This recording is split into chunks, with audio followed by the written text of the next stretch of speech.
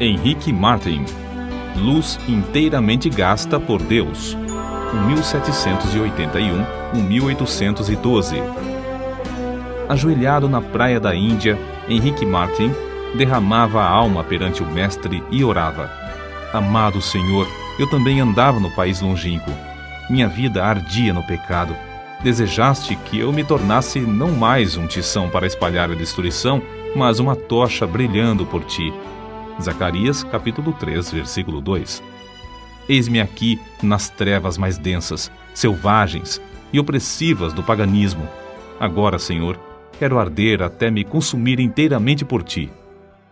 O intenso ardor daquele dia sempre motivou a vida desse moço. Diz-se que possuiu o nome mais heróico que adorna a história da Igreja da Inglaterra, desde os tempos da Rainha Elizabeth. Contudo, até entre seus patrícios, ele não é bem conhecido. Seu pai era de físico franzino, e após o seu falecimento, os 4 filhos, inclusive Henrique, não tardaram a contrair a mesma enfermidade, a tuberculose. Com a morte do pai, Henrique perdeu seu intenso gozo pela matemática e passou a se interessar grandemente pela leitura da Bíblia. Diplomou-se com mais honras do que todos da sua classe. O Espírito Santo, porém, falou à sua alma: Buscas grandes coisas para ti, não as busques. Acerca dos seus estudos, testificou: Alcancei o ponto mais alto que desejara, mas fiquei desapontado ao ver como tinha agarrado apenas uma sombra. Tinha por costume levantar-se cedo, de madrugada, e andar sozinho pelos campos para desfrutar de comunhão íntima com Deus. O resultado foi que abandonou para sempre o plano de ser advogado, um alvo que, até então, perseguia, porque não podia consentir em ser pobre pelo amor de Cristo.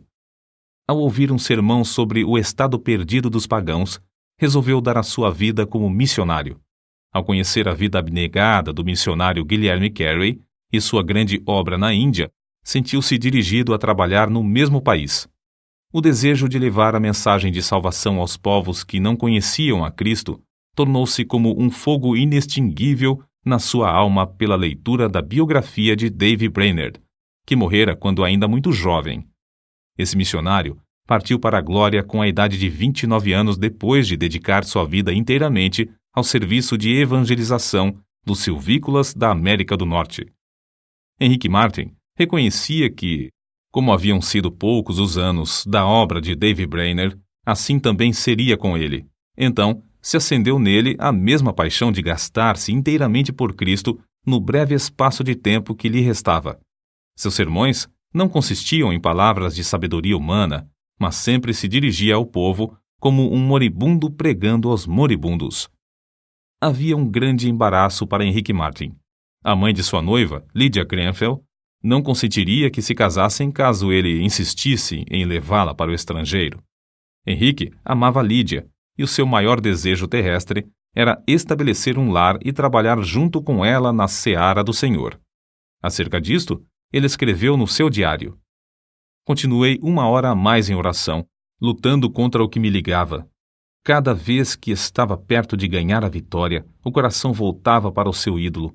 Finalmente, deitei-me sentindo grande mágoa. Então, lembrou-se de Dave Brainerd, o qual negava a si mesmo todos os confortos da civilização.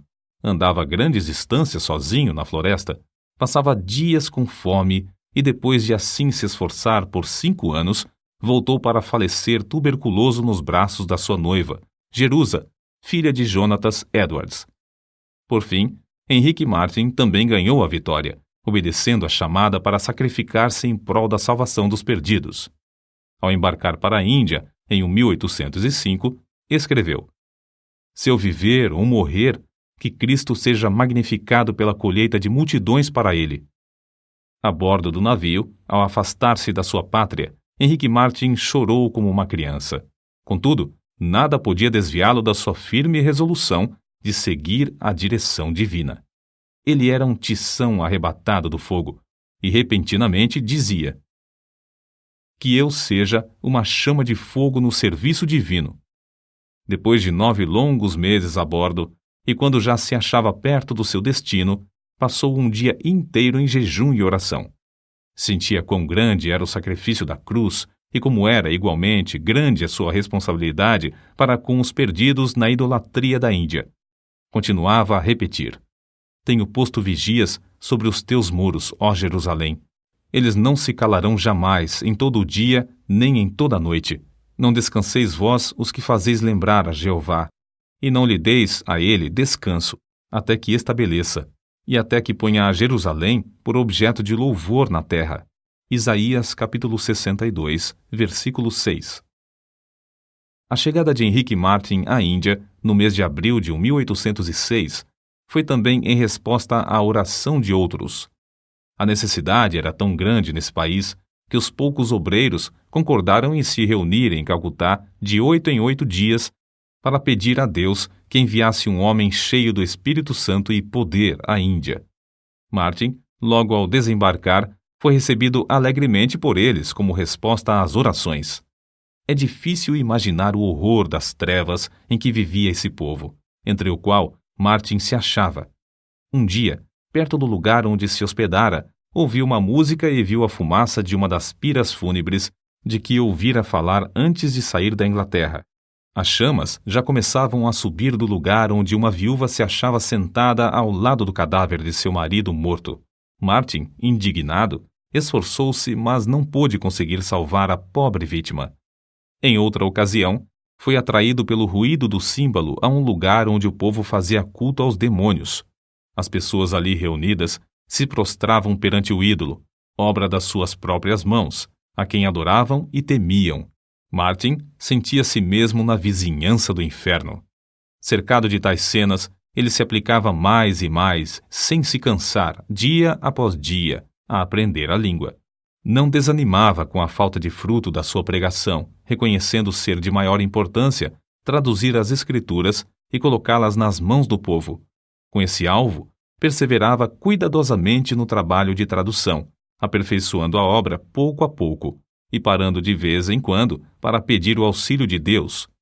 Extraído de um dos seus sermões, conservados no Museu Britânico, o próximo texto denota como a sua alma ardia no firme propósito de dar a Bíblia ao povo. Pensai na situação triste do moribundo, que apenas conhece bastante da eternidade para temer a morte, mas não conhece bastante do Salvador para olhar o futuro com esperança. Não pode pedir uma Bíblia para saber algo sobre o que se firmar, nem pode pedir à esposa ou ao filho que lhe leiam um capítulo para o confortar. A Bíblia, é um tesouro que eles nunca possuíram. Vós que tendes um coração para sentir a miséria do próximo, vós que sabeis como a agonia de espírito é mais que qualquer sofrimento do corpo, vós que sabeis que vem o dia em que tendes de morrer. Dai-lhes aquilo que lhes será um conforto na hora da morte.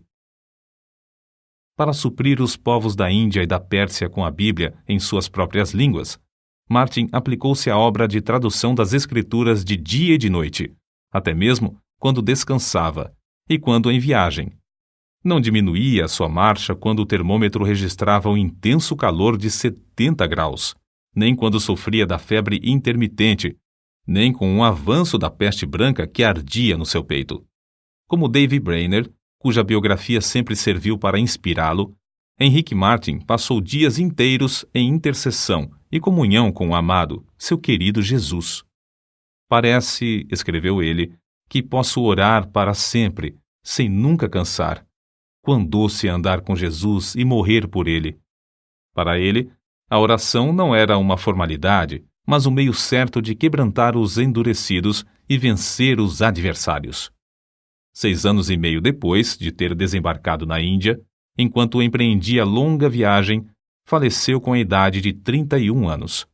Separado dos irmãos, do resto da família, com a noiva esperando-o na Inglaterra e cercado de perseguições, foi enterrado em lugar desconhecido. Era grande o ânimo, a perseverança, o amor, a dedicação com que trabalhava na seara do seu Senhor. O zelo ardeu até ele se consumir nesse curto espaço de 6 anos e meio. É-nos impossível apreciar quão grande foi a sua obra, feita em tão poucos anos. Além de pregar, conseguiu traduzir porções das Sagradas Escrituras para as línguas de 1/4 de todos os habitantes do mundo. O Novo Testamento em hindu, hindustão e persa, e os evangelhos em judaico-persa são apenas uma parte das suas obras. 4 anos depois da sua morte, nasceu Fidelia Fiske, no sossego da Nova Inglaterra. Quando ainda aluna na escola, leu a biografia de Henrique Martin. Andou 45 quilômetros de noite, sob violenta tempestade de neve, para pedir à sua mãe que a deixasse ir pregar o evangelho às mulheres persas. Ao chegar à Pérsia, reuniu muitas mulheres e lhes contou sobre o amor de Jesus, até que o avivamento em Oromiar tornou-se outro Pentecostes. Se Henrique Martin, que entregou tudo para o serviço do Rei dos Reis, pudesse visitar a Índia e a Pérsia hoje, que grande obra encontraria! Obra feita por tão grande número de fiéis filhos de Deus, nos quais ardeu o mesmo fogo pela simples leitura da biografia desse pioneiro.